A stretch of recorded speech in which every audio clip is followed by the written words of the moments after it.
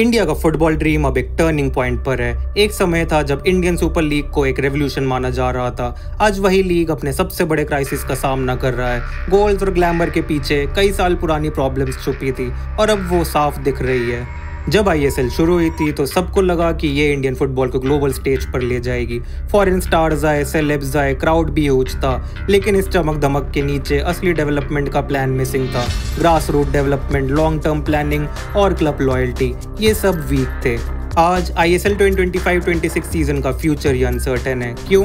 AIFF और FSDL के बीच जो मास्टर राइट्स एग्रीमेंट है वो दिसंबर 2025 में खत्म हो रहा है। नया एग्रीमेंट सुप्रीम कोर्ट के एक पेंडिंग ऑर्डर की वजह से डिले हो गया है। इस वजह से पूरा सीजन होल्ड पे चला गया है। ये सिर्फ एक एडमिनिस्ट्रेटिव इशू नहीं रहा, अब इसका रियल इम्पैक्ट क्लब्स और प्लेयर्स तक पहुंच गया है। बेंगलुरु एफसी जो एक प्रेस्टीजियस क्लब है, उन्होंने अपने फर्स्ट टीम प्लेयर्स और स्टाफ की सैलरी सस्पेंड कर दी है।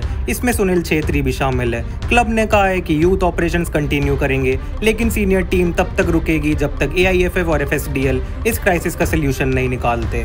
दूसरी तरफ चेन्नई एफसी, जिसके को ओनर एमएस धोनी है, उन्होंने पूरी ऑपरेशंस टेम्पोरेरीली बंद कर दी है। क्लब ने बोला जब तक क्लैरिटी नहीं मिलेगी हम तब तक के लिए रुके रहेंगे। इन सब का मतलब सिंपल है, स्ट्रक्चर के बिना और क्लियर रोड मैप के बिना फुटबॉल क्लब्स इंडिया में सस्टेनेबल नहीं रह सकते। आज 8 आईएसएल क्लब्स एक ही डिमांड कर रहे हैं, क्लैरिटी।